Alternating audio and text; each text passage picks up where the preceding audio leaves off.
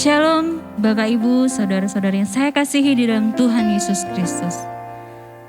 Kita saat ini patut mengucap syukur banyak terima kasih kepada Tuhan karena kita masih diberikan kesempatan oleh Tuhan, kita masih bisa beribadah pada malam hari ini lewat ibadah doa kita pada malam hari ini. Mari kita mau menyembah Tuhan karena Dia begitu dahsyat dalam kehidupan kita. Dia pencipta segala yang ada. Haleluya. Haleluya. Amin Yesus. Puji Tuhan.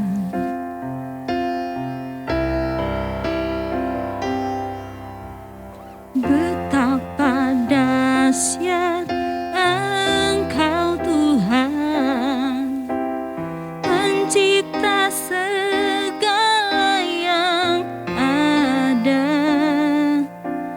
dulu sekarang sampai selamanya. Hanya Engkau Tuhan, tak terselami pikiranmu, tak terukur panjang setiamu, dulu sekarang sampai selamanya. Hanya Engkau Tuhan, ku sembah Engkau Yesus. Hanya Engkau Allah di hidupku,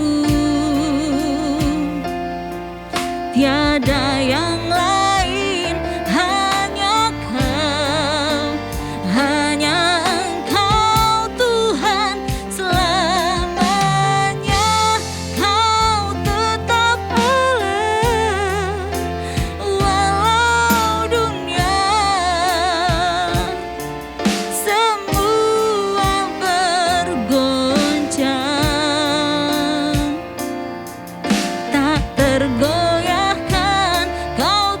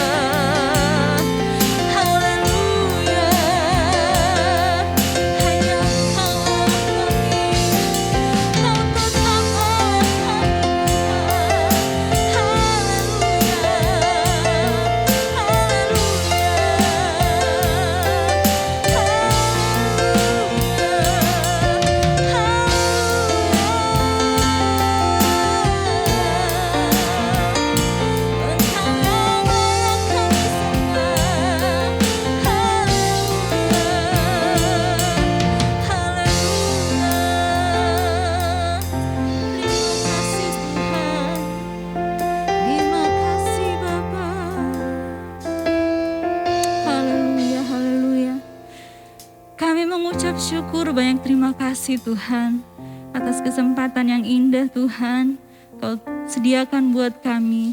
Kami mau bersekutu di dalam Engkau Tuhan. Kami mau memuji, membesarkan nama-Mu Tuhan. Kami mau menyenangkan hati-Mu Tuhan pada malam hari ini. Untuk itu Tuhan, biar Engkau memberkati ibadah kami Tuhan. Dari awal, pertengahan sampai pada tamatnya Tuhan. Haleluya Tuhan. Urapi kami semua yang akan terlibat dalam acara ibadah ini Tuhan Yesus.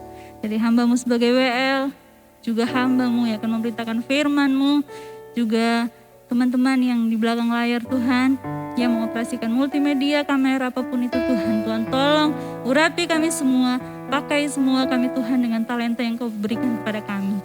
Terima kasih Tuhan, kami berdoa juga buat peralatan-peralatan yang kami pakai Tuhan.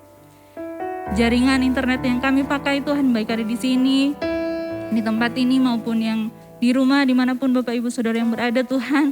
Tuhan tolong semua supaya bisa berjalan dengan lancar ibadah kami ini Tuhan. Terima kasih Tuhan Yesus. Kami buka ibadah kami pada malam hari ini dengan satu nama yang kudus, nama Tuhan Yesus Kristus. Haleluya.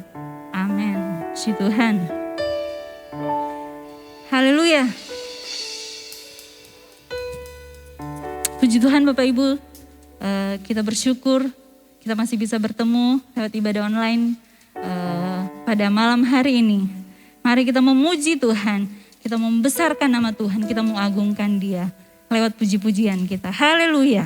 Meskipun musuh di depan kita, rintangan menghadang langkah kita, tapi kita tidak boleh takut karena Tuhan bersama dengan kita. Haleluya. Amin. Amin.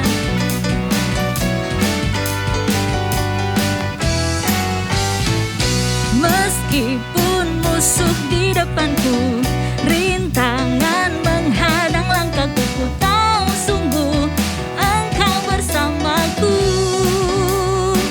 Haleluya.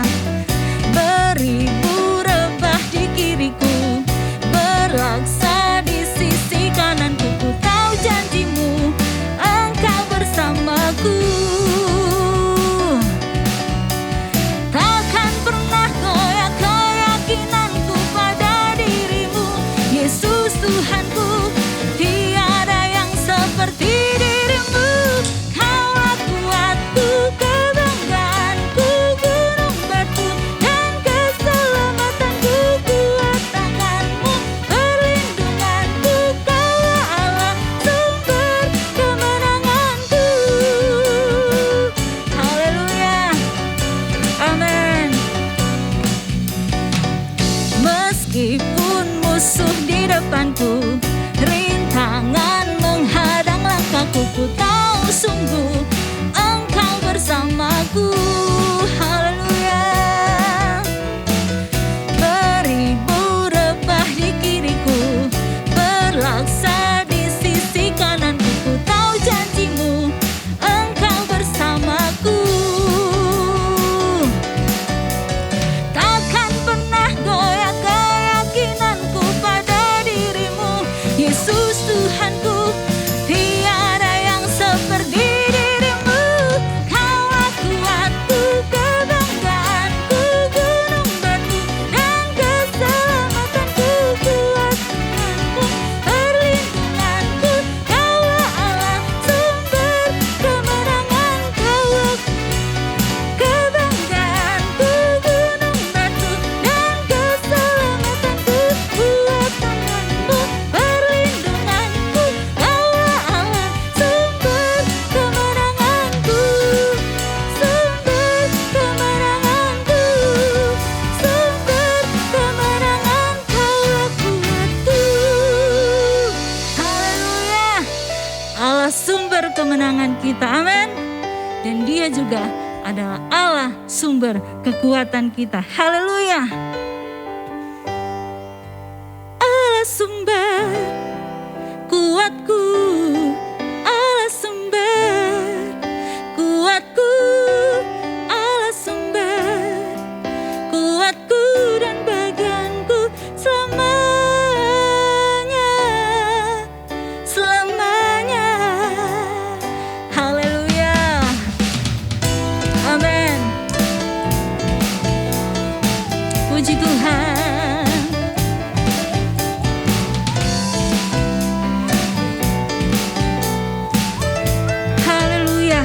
sumber kekuatan kita. Hanya Kau milikku di surga. Amin. Tiada yang ku ingini di bumi, hanya Kau. Tak ku andalkan kekuatanku, namun yang pasti Kau tetap selamanya Allah sumber kuatku, Allah sumber kuatku, Allah sumber kuatku dan bagianku selamanya. Haleluya. Amin. Hanya Kau milikku di surga. Oh, tiada yang ku ingini di bumi, hanya Kau. Tak ku andalkan kekuatanku, namun yang pasti Kau tetap selamanya Allah sumber kuatku, Allah sumber kuatku, Allah sumber kuatku dan bagianku selamanya. Allah sumber kuatku, Allah sumber kuatku, Allah sumber kuatku dan bagianku selamanya. Selamanya, selamanya, selamanya. Haleluya. Selamanya Allah sumber kekuatan kita. Haleluya. Puji Tuhan. Saudara, tiba saatnya kita akan mendengarkan firman Tuhan. Mari kita siapkan hati kita untuk ditaburi oleh firman Tuhan. Haleluya. Ketika kita menghadapi kehidupan ini, jalan mana yang kita pilih? Kita tahu kita tidak sanggup, kita tahu kita tidak mampu, tapi hanya ada Tuhan tempat jawaban kita. Haleluya. Amin. Yesus, puji Tuhan.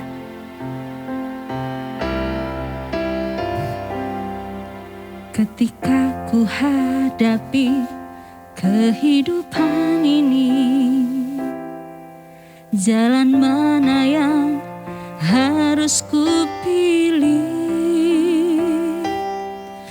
Ku tahu ku tak mampu, ku tahu ku tak sanggup, hanya Kau Tuhan tempat jawabanku. Haleluya. Aku pun tahu ku tak pernah sendiri, sebab Engkau Allah yang menggendongku. Tangan-Mu membelaiku, cinta-Mu memuaskanku. Kau mengangkatku ke tempat yang tinggi. Janji-Mu seperti fajar pagi hari, dan tiada pernah terlambat bersinar. Cinta-Mu seperti sungai yang mengalir, dan ku tahu betapa dalam kasih-Mu. Haleluya. Amin. Ketika ku hadapi kehidupan ini, jalan mana yang harus ku pilih? Ku tahu ku tak mampu, ku tahu ku tak sanggup, hanya Kau Tuhan tempat jawabanku. Aku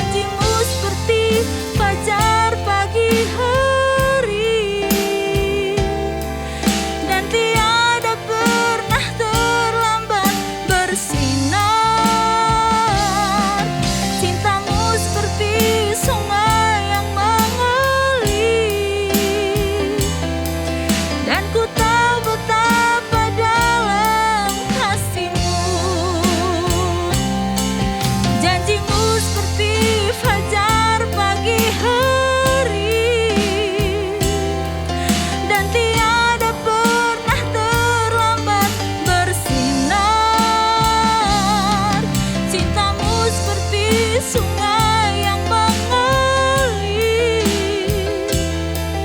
dan ku tahu betapa dalam kasih-Mu, dan ku tahu betapa dalam kasih-Mu, dan ku tahu betapa dalam kasih-Mu. Haleluya, haleluya. Terima kasih Tuhan untuk kasih-Mu Tuhan, untuk cinta-Mu kepada kami Tuhan yang begitu dalam Tuhan Yesus. Terima kasih Bapa. Tuhan Yesus, kami mengucap syukur karena kami sudah menaikkan puji-pujian kami. Biarlah puji-pujian kami Tuhan bisa naik dan berbau harum di hadapan-Mu Tuhan. Bisa menyenangkan hati-Mu Tuhan Yesus. Terima kasih Tuhan, terima kasih Bapa. Saat ini Tuhan, kami mau berdoa buat hamba-Mu yang akan memberitakan firman-Mu Tuhan. Pakai hamba-Mu Tuhan, urapi dengan urapan baru daripada-Mu Tuhan. Pakai bibir mulut hamba-Mu Tuhan, dalam dia menyampaikan firman-Mu Tuhan Yesus. Begitu juga dengan kami semua yang akan mendengarkannya. Biarlah kami semua diberkati lewat firman-Mu, dikuatkan oleh firman-Mu Tuhan Yesus. Terima kasih Tuhan, terima kasih. Kami serahkan semuanya ke dalam tangan-Mu Tuhan Yesus. Ampuni salah dan dosa kami. Kami terima firman-Mu Tuhan. Tuhan berfirmanlah dan kami siap mendengarkannya. Nil doa dan ucapan syukur kami hanya di dalam nama Tuhan Yesus Kristus. Haleluya. Amin.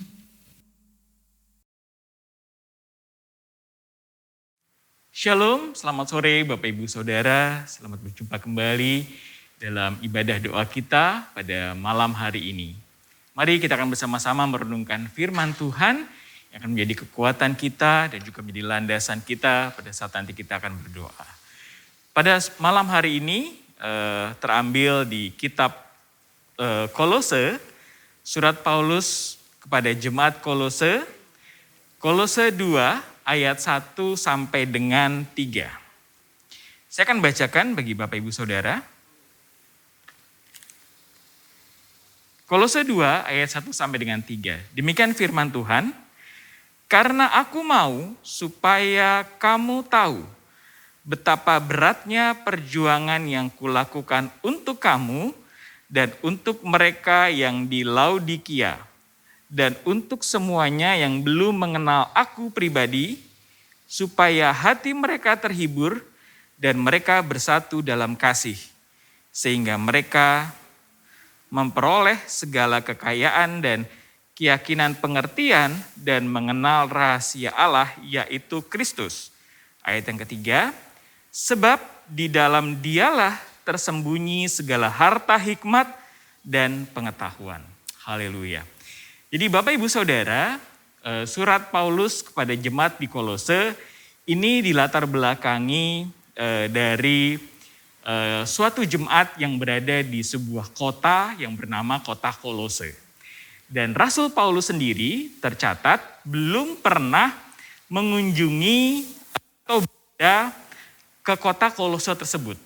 Jadi di jemaat yang ada di Kolose di sana itu tumbuh iman percayanya atas pelayanan dari orang lain, bukan dari pelayanan Rasul Paulus. Jadi kalau nanti kita baca di ayat-ayat ataupun di pasal-pasal selanjutnya, di situ tertulis bahwa ada murid-murid yang lainnya, rasul yang lainnya yang mengembalakan umat jemaat ataupun orang percaya yang ada di kota Kolose. Namun dari penyampaian tadi ayat 1 sampai dengan ayat ketiga, di situ dikatakan bahwa Paulus turut merasakan atau peduli terhadap jemaat di kota Kolose. Jadi walaupun jemaat di sana belum pernah berjumpa muka dengan Paulus, tapi Paulus menunjukkan rasa peduli terhadap jemaat di sana.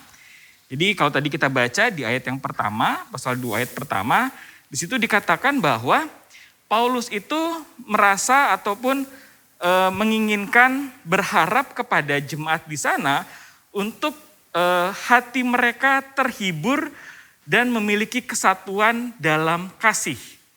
Jadi mereka atau Rasul Paulus menginginkan adanya persekutuan ataupun ada kesatuan dalam kasih Tuhan. Dan ini yang menjadi kerinduan. Menjadi kerinduan dari Rasul Paulus kepada jemaat di kota Kolose. Jadi kalau di ayat ketiga di situ dikatakan, mohon maaf, di ayat yang kedua di situ dikatakan, sehingga mereka memperoleh segala kekayaan dan keyakinan, pengertian dan mengenal rahasia Allah. Jadi Rasul Paulus di situ memiliki kerinduan atau menuliskan surat kepada jemaat di Kolose, berharap menginginkan bahwa hati mereka itu terhibur dan mereka memiliki kesatuan dalam kasih. Dan doa ataupun harapan yang ditulis dalam suratnya kepada jemaat di Kolose ini, Rasul Paulus tidak menulis berharap bahwa jemaat di Kolose itu dalam kondisi yang sehat, yang berkelimpahan harta, yang gembira, senang dan lain sebagainya. Tapi lebih kepada kesejahteraan rohani. Dan kesejahteraan rohani itu adalah sesuatu yang menjadi bagian terpenting Bapak Ibu Saudara. Jadi kesejahteraan rohani itu membuat orang itu memiliki hati yang damai dan sejahtera. Dan hati yang damai dan sejahtera, kondisi saat ini adalah sesuatu yang benar-benar kita idam-idamkan. Dengan kondisi yang serba menakutkan, baik itu kabar berita, baik itu mungkin data-data yang memang bisa kita lihat di googling ataupun disampaikan di berita-berita di televisi, itu adalah angka-angka yang membuat kita sangat menakutkan. Ya, khususnya dalam hal pandemi COVID-19 ini. Dan membuat sebagian beberapa orang kehilangan damai sejahteranya. Nah, tapi Rasul Paulus sendiri berharap, berkeinginan bahwa jemaat di Kolose itu memiliki damai sejahtera ataupun kesejahteraan jiwanya. Gitu, ya, yaitu adalah damai dan sejahteranya tadi. Kenapa? Karena dengan kita memiliki damai sejahtera, memampukan kita supaya kita dapat selalu bersikap positif, selalu bersikap bahwa ada kuasa, ada pertolongan dari Tuhan, ada jawaban dari Tuhan yang membuat kita mampu melewati segala permasalahan. Walaupun permasalahan itu mungkin ada di depan mata kita, walaupun permasalahan itu kita lihat sangat besar sekali. Tapi kalau hati kita sejahtera, membuat hati kita pun damai dan sejahtera.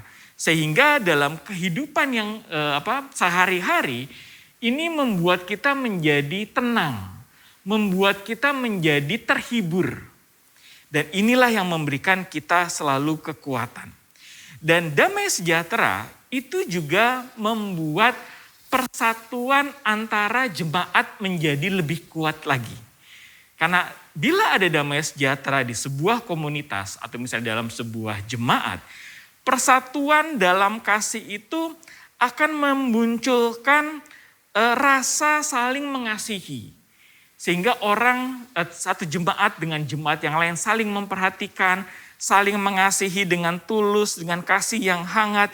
Sehingga apa yang Tuhan berikan, damai sejahtera yang Tuhan limpahkan itu benar-benar akan terasa. Oke? Dan di ayat yang ketiga di situ dikatakan bahwa damai sejahtera itu ada di dalam Dia. Karena di dalam Dialah tersembunyi segala harta, hikmat, dan pengetahuan, Bapak Ibu. Jadi ada dua kata di sini, hikmat dan pengetahuan. Kalau kita buka-buka di kitab Perjanjian Lama, terjemahan lama maksud saya, itu dikatakan hikmat dan marifat. Kalau di terjemahan baru ditulisnya adalah hikmat dan pengetahuan. Nah, hikmat dan pengetahuan tertulis di Kolose 2 ayat 3 ini adalah merupakan sebuah harta yang tersembunyi di dalam Dia. Dia itu adalah Tuhan Yesus. Jadi hikmat dan pengertian atau hikmat dan ma'rifat itu tidak tersembunyi di mana-mana, tapi hanya ada tersembunyi di dalam Tuhan Yesus. Dan di situ dikatakan adalah ibaratnya adalah sebuah harta. Paulus menuliskannya adalah sebagai atau menggunakan kata harta supaya atau kalau diartikan cara tidak lain adalah orang itu kalau mencari harta pasti perlu usaha. Jadi kalau kita ingin mendapatkan hikmat dan pengetahuan atau hikmat dan marifat ya kita harus berusaha. Berusaha untuk apa? Berusaha untuk mencari. Mencarinya kemana? Mencari di dalam Tuhan Yesus. Dan kalau kita telaah kembali kenapa hikmat dan pengetahuan, hikmat dan marifat itu sangat penting ataupun menjadi concern perhatian kita, menjadi renungan kita pada malam hari ini. Dikatakan bahwa hikmat itu adalah seperti kemampuan untuk memecahkan atau mencari solusi atas permasalahan yang terjadi dalam kehidupan manusia. Baik kehidupan pribadi, kehidupan antar pribadi, ataupun dalam sebuah komunitas atau dalam sebuah jemaat. Itu diperlukan, itu disebutnya adalah sebagai sebuah hikmat. Dan contoh hikmat dalam Alkitab, banyak sekali tokoh-tokoh Alkitab yang memiliki hikmat. Dan salah satunya yang saya ambil contoh pada malam hari ini adalah tentang Raja Salomo. Jadi kalau Bapak Ibu Saudara nanti membaca lebih dalam lagi di kitab 1 Raja-Raja, di 1 Raja-Raja 3, di situ dikatakan bahwa ada sebuah kejadian di mana dua orang perempuan sundal itu menghadap raja. Di mana salah satu perempuan tersebut anaknya, bayinya itu meninggal. Nah, kalau kita baca lebih dalam lagi, akhirnya Salomo memberikan sebuah keputusan. Sebuah keputusan yang di luar nalar, di luar dari hikmat manusia. Dan kita yakin dan percaya apa yang disampaikan, jalan keluar atau solusi yang disampaikan oleh Raja Salomo, ini berasal dari hikmat Allah. Kenapa? Karena pada suatu malam atau pada suatu saat Raja Salomo dia bermimpi bertemu dengan Tuhan. Tuhan bersabda ataupun Tuhan bertanya kepada Raja Salomo, apa yang engkau inginkan? Dan Raja Salomo berkata ataupun menjawab pertanyaan tersebut bukan meminta sebuah kekayaan, pangkat ataupun kekuasaan. Tapi Raja Salomo menginginkan bagaimana dia bisa membedakan baik dan jahat. Dan semuanya ini adalah dianggap Tuhan adalah hal yang baik. Makanya diberikanlah hikmat Salomo. Dan hikmat Salomo kalau kita baca di Alkitab itu banyak tertulis di kitab Amsal. Itu adalah kumpulan dari hikmat-hikmat Salomo. Dan itu yang dikatakan bahwa hikmat itu seperti Raja Salomo. Jadi dia dapat memberikan solusi, memberikan jalan keluar dalam setiap permasalahan. Sedangkan pengetahuan ataupun dalam terjemahan lama tadi ditulis adalah marifat, itu adalah kemampuan yang diberikan kepada orang percaya dalam memahami atau mengerti atas firman Tuhan. Dan contoh dalam Alkitab di marifat ini ada tentang marifat ini adalah tentang kejadian di mana Rasul Petrus bersama murid-murid yang lain setelah Tuhan Yesus terangkat di surga, dia berada di loteng di Yerusalem pada peristiwa Pentakosta. Itu nanti Bapak Ibu bisa baca di kitab Kisah Para Rasul 2. Nah, kalau kita lihat ke belakang, Rasul Petrus itu adalah seorang nelayan. Yang notabene mungkin sampai sekarang juga biasanya nelayan itu identik dengan pendidikannya tidak tinggi, pekerja kasar dalam tanda kutip gitu. Dan hikmat orang pandainya, pengetahuan kepandaiannya mungkin terbatas gitu. Tapi karena marifat atau pengetahuan yang diturunkan oleh Roh Kudus kepada Petrus, sehingga dia mampu berkhotbah pada saat itu. Berbicara tentang firman Tuhan, berbicara tentang nubuatan Nabi Yoel ataupun Mazmur Daud yang mengarah kepada Tuhan Yesus. Ya, Yesus sebagai Tuhan, Yesus sebagai dan juru selamat.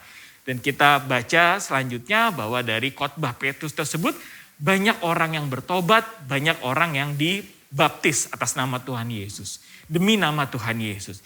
Disitulah dia mendapatkan karunia pengetahuan atau karunia ma'rifat. Jadi Bapak Ibu dan Saudara terkasih, hikmat dan ma'rifat itu adalah sesuatu yang mutlak kita harus miliki. Ya, jadi hikmat seperti di dunia ini, kalau kita baca mulai dari kitab Kejadian, di mana di situ ada keterlibatan iblis melalui ular, dan juga kalau ada peringatan-peringatan tentang nabi-nabi palsu, pengajaran-pengajaran palsu, demikian pula dengan hikmat dan pengetahuan Bapak Ibu. Ada hikmat yang dari Allah, ada hikmat duniawi. Ada pengetahuan yang baik, ma'rifat yang baik, tapi ada juga ma'rifat yang tidak baik. Ya, yang bertolak belakang dengan firman Tuhan. Dan disinilah kenapa kita sebagai umat percaya wajib atau mutlak perlu dikaruniai dengan hikmat. Dan dengan mengetahui ataupun hikmat ini membuat kita mampu untuk berjalan dalam dunia ini. Seperti kita baca di kitab Efesus 1 ayat 8 dan 9. Kenapa dikatakan hikmat itu penting? Jadi disitu dikatakan ayat ke-8, yang dilimpahkannya kepada kita dalam segala hikmat dan pengertian. Ayat ke-9.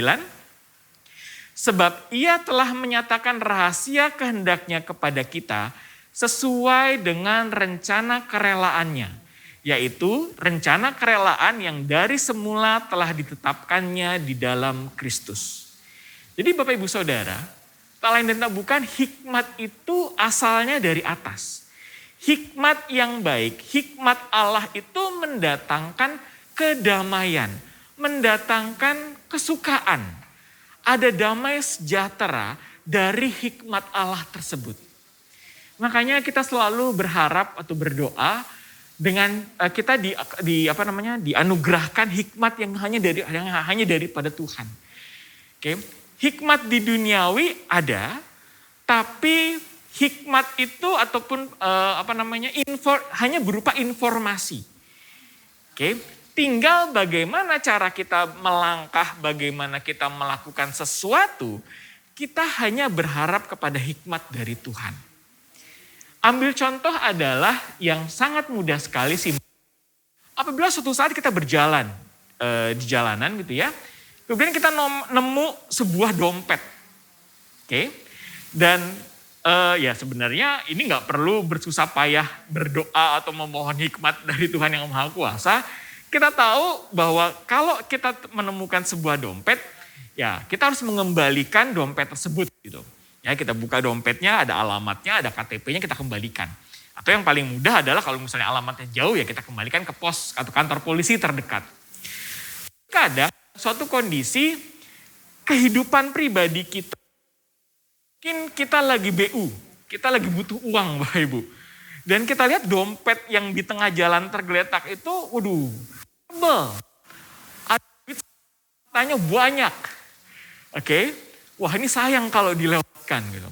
Nah akhirnya terjadi sebuah peperangan batin atau sebuah friksi di dalam hati kita. Nah kalau orang yang dipenuhi dengan hikmat Allah akan sangat mudah sekali kalau dia ini bukan hak saya, ini bukan milik saya tidak boleh ambil, saya akan kembalikan.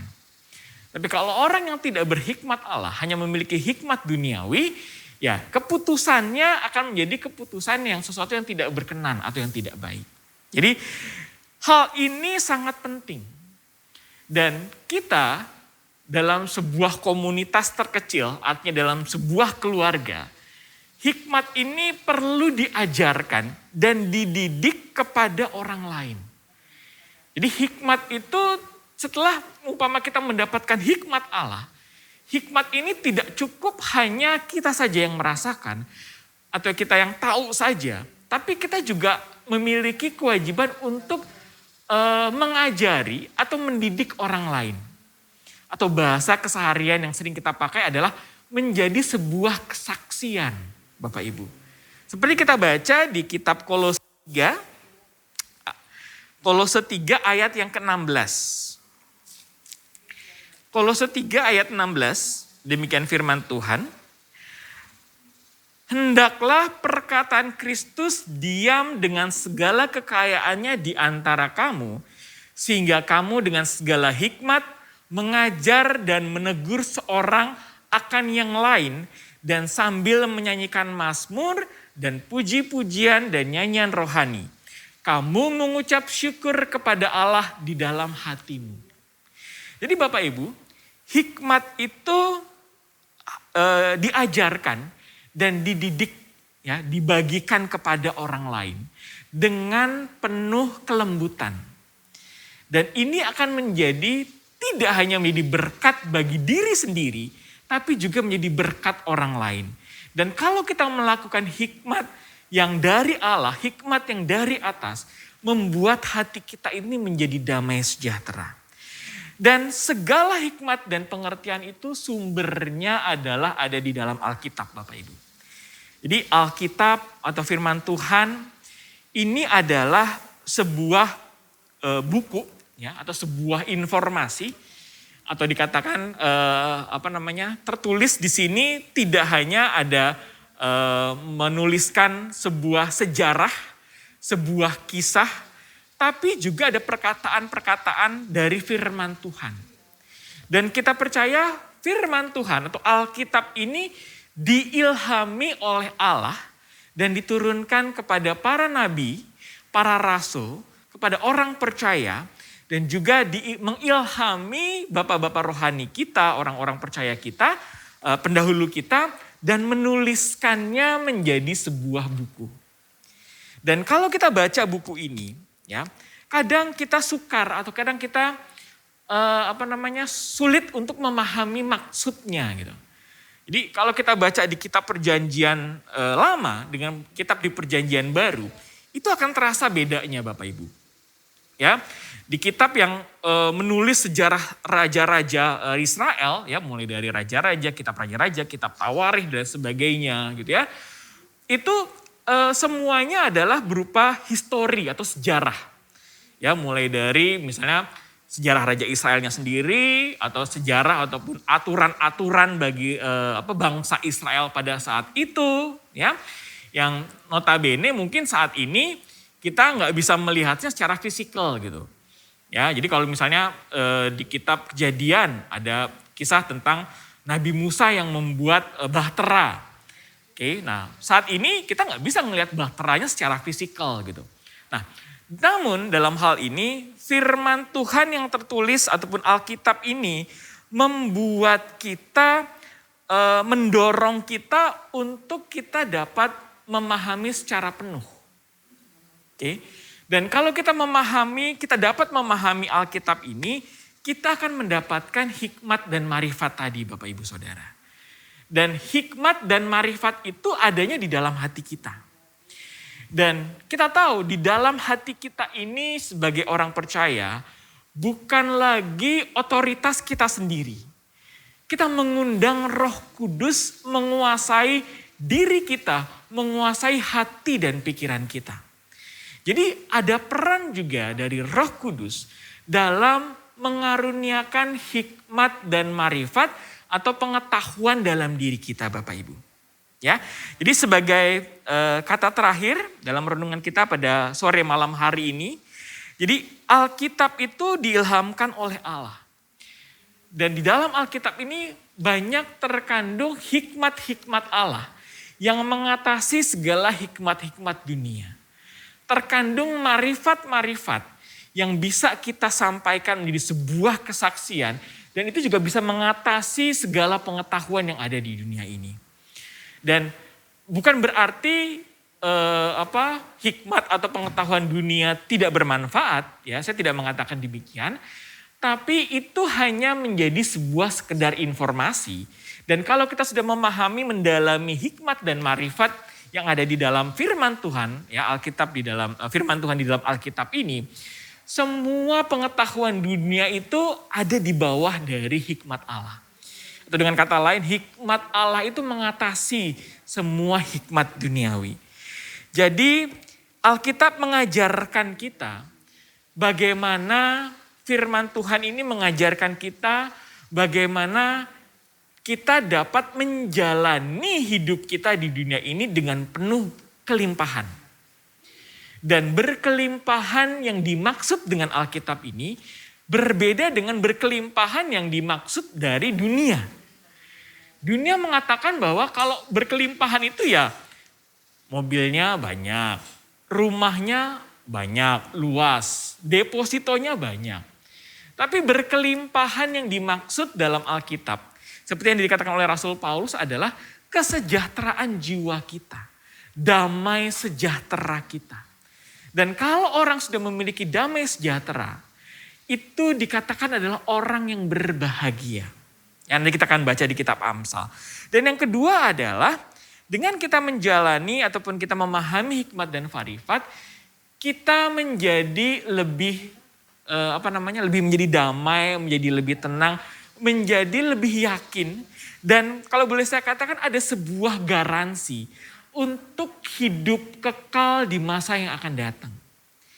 Jadi kita nggak hanya hidup di dunia pada saat ini. Sebagai orang percaya kita meyakini bahwa akan ada kehidupan yang lain, kehidupan yang kekal. Oke? Dan kehidupan kekal itu ya antara surga dan neraka. Kekal di sorga atau kekal di neraka Bapak Ibu.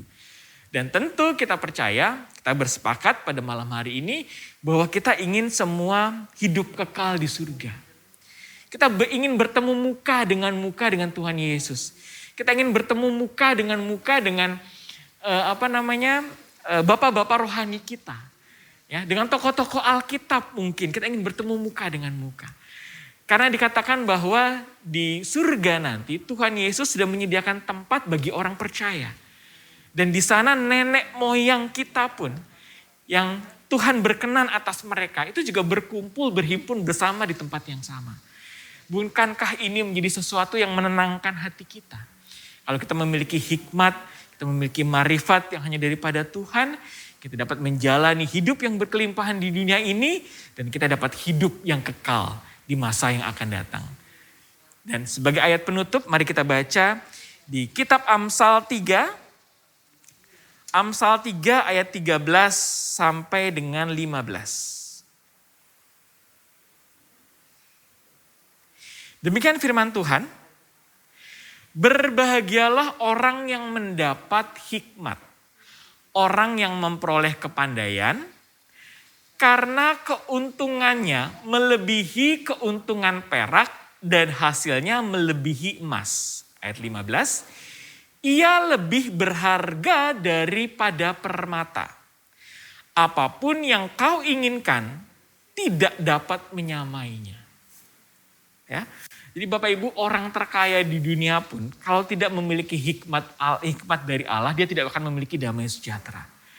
Dan kalau kita baca literatur gitu ya Bapak Ibu, ada artikel-artikel yang mengatakan bahwa jadi peneliti-peneliti maksud saya, baik itu dia bukan berlatar belakang, berkeyakinan ateis, ya, berkeyakinan tidak percaya terhadap Tuhan Yesus atau agama yang lain, mereka meyakini bahwa ada satu kekuasaan, satu tangan yang mengatur, yang memiliki kuasa melebihi dari penemuan atau penelitian atau pengetahuan yang dia miliki. Jadi orang-orang pintar ini menuliskan hal seperti itu atau menyampaikan hal seperti itu. Ya, walaupun mereka ujungnya nggak percaya juga dengan Tuhan Yesus gitu, ataupun dengan agama yang lain. Tapi dikatakan bahwa mereka meyakini ada satu kekuasaan. Dan kita sebagai orang yang percaya, sebagai orang-orang percaya, kita meyakini bahwa kekuasaan itu tak lain tak bukan adalah kuasa dari Tuhan kita. Kuasa Tuhan Yesus yang telah menyelamatkan, yang telah menebus dosa kita di atas kayu salib. Dan ini menjadi hikmat dan marifat bagi kita. Kita mampu mengatasi segala persoalan, permasalahan yang ada di dunia. Dan kita juga mampu untuk dapat menyampaikan bersaksi bagi orang lain. Ya, demikian firman Tuhan pada sore malam hari ini. Kiranya ini menjadi berkat bagi kita semua dan menjadi renungan bagi kita semua. Dan biarlah ini selalu menjadi penopang, menjadi kekuatan dalam kehidupan kita. Kita selalu ditopang terus, kita dimampukan terus berjalan dalam kehidupan ini. Di luar ada kabar berita menakutkan, tapi kita yakin dan percaya bahwa Allah beserta dengan kita. Tuhan selalu menyertai kita sepanjang apakah kita ingin mencari, kita ingin mendekat kepadanya. Kita ingin menggali lebih dalam lagi maksud hati Tuhan melalui firman Tuhan ini. Jadi siapkan, luangkan waktu Bapak Ibu untuk dapat terus bersekutu dengan Tuhan, terus mendalami maksud hati Tuhan dalam Alkitab ini. Siapkan waktu Anda, luangkan waktu Anda untuk membaca firman Tuhan. Dan pada malam hari ini kita akan tutup dengan doa. Bapa di dalam surga, terima kasih Tuhan Yesus. Hamba telah menyampaikan firman-Mu Tuhan. Tapi hamba percaya Tuhan, bilur-bilur-Mu Tuhan, kuasa darah-Mu saja ya Bapa. Kuasa penyembuhan-Mu saja ya Bapa. Yang mampu menyembuhkan setiap luka hati kami Tuhan. Setiap sakit hati kami Bapa. Sehingga kami percaya ya Tuhan, Engkau memampukan kami ya Bapa. Untuk kami dapat berjalan dalam di dunia ini. Terlebih ya Tuhan, hamba berdoa, kiranya damai sejahtera yang hanya daripada-Mu saja ya Bapa. Melingkupi kami semua Tuhan, jemaat-jemaat-Mu Tuhan, umat-umat-Mu ya Bapa. Dan kiranya belas kasihan-Mu Tuhan, turun atas bangsa Indonesia ini Tuhan. Terima kasih Bapa, terima kasih Tuhan Yesus. Inilah penyampaian firman-Mu, Tuhan saja yang menyempurnakan, Roh Kudus saja yang menyempurnakan dalam hati dan kehidupan kami, hari ini, esok, dan sampai selama-lamanya. Kami alaskan doa ini di dalam nama Tuhan Yesus Kristus, Juru Selamat kami. Haleluya. Amin. Haleluya. Mari Bapak Ibu Saudara, kita siapkan hati kita untuk doa-doa syafaat kita. Haleluya.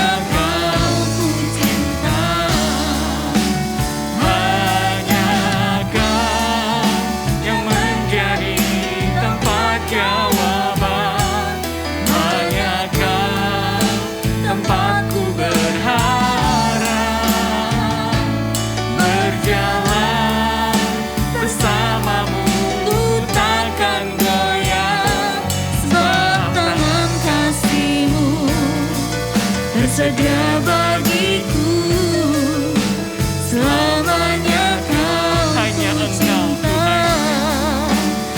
Hanya Kau yang menjadi tempat jawaban. Hanya Kau tempatku berharap. Berjalan bersamamu, ku takkan goyah. Sebab tangan kasih-Mu tersedia bagiku, selamanya Kau ku cinta. Sebab tangan kasih-Mu tersedia bagiku, selamanya Kau ku cinta. Sebab tangan kasih-Mu tersedia bagiku, selamanya Kau ku cinta. Haleluya, haleluya. Selamanya Engkau yang ku cinta.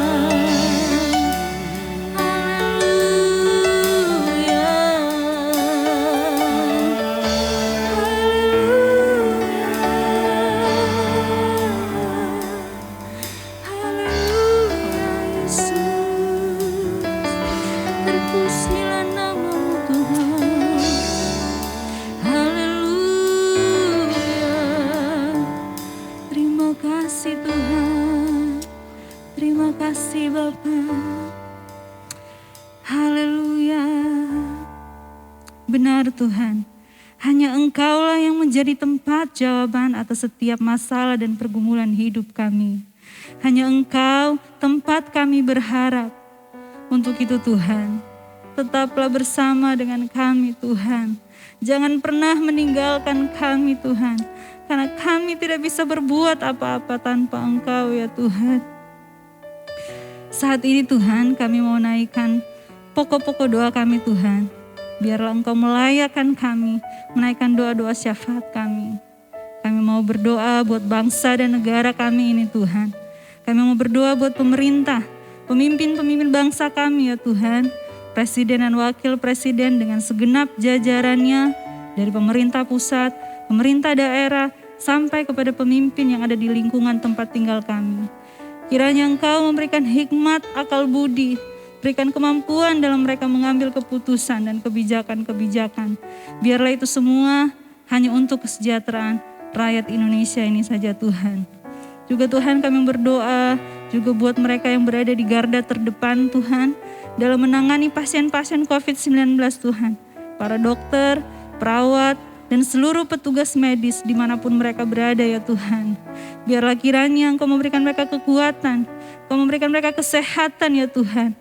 Kau melindungi mereka dalam mereka melakukan tugas mereka. Kau campur tangan dalam setiap apa yang mereka lakukan. Dalam upaya mereka menangani pasien-pasien COVID-19 ya Tuhan. Kiranya juga Tuhan memberkati keluarga mereka ya Tuhan Yesus.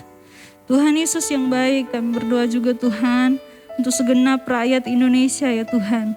Supaya diberikan ketenangan dan kesabaran dalam menghadapi situasi dan kondisi saat ini ya Tuhan. Berikan juga roh ketaatan supaya bisa mengikuti protokol-protokol kesehatan yang telah ditetapkan oleh pemerintah dalam menanggulangi penyebaran COVID-19 ini. Biar rakyat Indonesia bersatu ya Tuhan. Bersama-sama kami dapat menanggulangi penyebaran COVID-19 ini. Dan juga bersama-sama kita melewati masa-masa sulit yang ini ya Tuhan Yesus. Kami berdoa juga Tuhan untuk seluruh gereja Tuhan di Indonesia ya Tuhan. Dari kota-kota, daerah-daerah sampai pelosok-pelosok ya Tuhan. Pimpinan-pimpinan gereja kami dari pusat sampai di daerah-daerah. Bahkan gembala-gembala sidang yang ada ya Tuhan. Biarlah kiranya Tuhan memberkati mereka dimanapun mereka berada ya Tuhan. Berikan mereka kesehatan, kekuatan, sukacita dalam melayani Engkau ya Tuhan. Dan biarlah gereja Tuhan bisa menjadi garam, bisa menjadi terang bagi sekitar dan menjadi berkat bagi banyak orang. Haleluya, haleluya. Terpujilah nama Tuhan. Ingin berdoa Tuhan bagi gereja lokal kami Tuhan. Di tempat ini Tuhan, di tempat kami beribadah Tuhan. Di GBDI Antioquia ini Tuhan. Kiranya rahmat-Mu saja Tuhan, anugerah-Mu saja ya Tuhan. Melingkupi kami semua Tuhan, seluruh jemaat Tuhan yang berada di gereja GBDI Antioquia ini Tuhan. Mulai dari kaum pria, kaum wanita, pemuda, remaja, bahkan sampai dengan anak-anak Tuhan. Kiranya Engkau lingkupi kami semua Tuhan. Berkat-Mu tercurah atas kami semua ya Tuhan. Khususnya di masa pandemi ini Tuhan. Kiranya belas kasihan-Mu saja ya Bapa. Turun atas kami Tuhan. Melingkupi kami Tuhan. Menjauhkan kami dari segala sakit penyakit Tuhan. Khususnya dalam pandemi COVID-19 ini ya Bapa. Kami juga berdoa Tuhan bagi jemaat kami Tuhan. Bila ada yang terdampak atas pandemi COVID-19 ini ya Bapa. Terdampak atas perekonomiannya, atas pekerjaannya. Bahkan mungkin atas pembelajaran anak-anak kami ya Tuhan. Yang harus memenuhi atau harus memenuhi pembelajaran jarak jauh Tuhan. Ada keterbatasan akibat pandemi COVID-19 ini ya Bapa. Kami berdoa Tuhan, kiranya belas kasihan-Mu dan rahmat-Mu Tuhan turun atas kami semua ya Tuhan. Menguatkan iman percaya kami ya Bapa. Sehingga kami terus bersandar hanya kepada-Mu saja ya Bapa. Kami aja memohon pertolongan yang hanya daripada-Mu saja ya Bapa. Sehingga kami sanggup melewati ini semua Tuhan. Dan biarlah ini semua Tuhan menjadi kesukaan bagi kami saja ya Bapa. Dan menjadi kesaksian untuk hormat dan kemuliaan-Mu saja ya Bapa. Kami juga berdoa bagi saudara-saudara kami Tuhan, Jemaat GBDI Antioquia yang mungkin harus menjalani pekerjaan ke kantor Tuhan di masa pandemi COVID-19 ini Tuhan. Tuhan melindungi, Tuhan menaungi semua dengan belas kasihan-Mu saja Tuhan. menjaga dalam setiap perjalanan dari rumah menuju tempat pekerjaan. Bahkan mungkin di tempat pekerjaan ya Tuhan harus bertemu dengan orang banyak. Kiranya di dalam nama Tuhan Yesus Kristus, Tuhan jaga, Tuhan lingkupi semua. Jauhkan dari segala sakit penyakit, khususnya di masa pandemi COVID-19 ini ya Bapak. Kami berdoa juga Tuhan untuk setiap pelayan-pelayan-Mu Tuhan, Bapak dan Ibu majelis bersama dengan keluarga, ketua atau koordinator pelayan, wadah Tuhan yang telah berjerih payah Tuhan dalam memberikan pelayanan bagi umat jemaat-Mu di sini ya Bapak. Kiranya Tuhan, hikmat, marifat, dan talenta yang telah Engkau berikan bagi para pelayan-pelayan-Mu Tuhan dapat dipakai, dapat dipergunakan Tuhan untuk hormat dan kemuliaan-Mu saja Bapa. Dan terus diperbaharui hari demi hari sehingga nama-Mu saja yang ditinggikan dan dimuliakan. Nama-Mu saja yang disebarkan dan belas kasihan-Mu saja Tuhan yang turun dan melingkupi kami semua ya Bapa. Terima kasih Tuhan Yesus. Kami juga berdoa Tuhan bagi Bapak dan Ibu Gembala kami, Bapak Pendeta Yudi dan juga Ibu Modi Tuhan dalam tugas pelayanannya di tempat ini Tuhan. Tugas pengembalaan bagi umat jemaat-Mu di tempat ini dan juga mungkin tugas pelayanan di tempat lainnya Tuhan. Kiranya hikmat dan marifat dan pengetahuan Tuhan turun atas Bapak dan Ibu Gembala kami ya Bapak. Diberikan kebijaksanaan dalam memimpin kami Tuhan umat jemaat ini.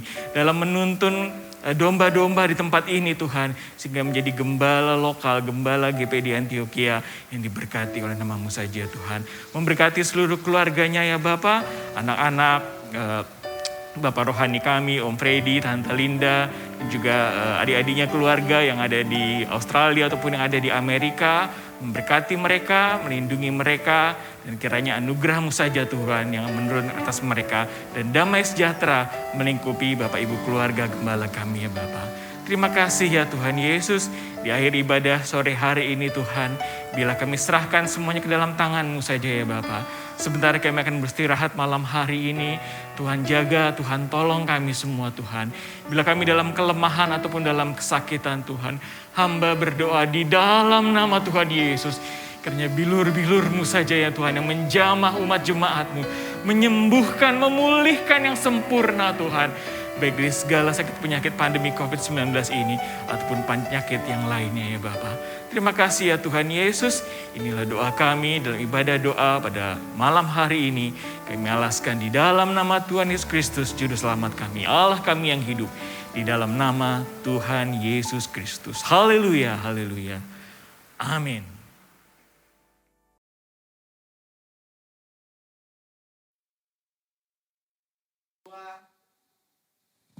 Puji Tuhan Bapak Ibu Saudara sekalian, kita akan akhiri ibadah kita hari ini. Terimalah berkat rahmat dari Allah Bapa, cinta kasih dari Anak yang tunggal, Tuhan Yesus Kristus, penghiburan, kekuatan dan penyertaan dari Allah Roh Kudus menyertai kita hari ini, besok dan sampai selama-lamanya. Kami mengucap syukur Tuhan untuk ibadah kami hari ini. Segala puji, hormat, kemuliaan bagi nama-Mu saja.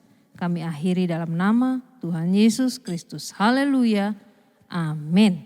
Puji Tuhan.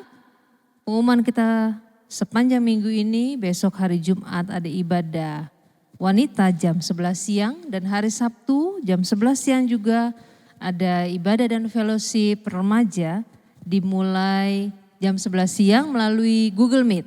Dan sorenya jam 4:30 sore ibadah anak melalui YouTube channel. Dan hari Minggu tetap kita akan menunggu arahan dari Bapak Gembala. Terima kasih dan Tuhan Yesus memberkati.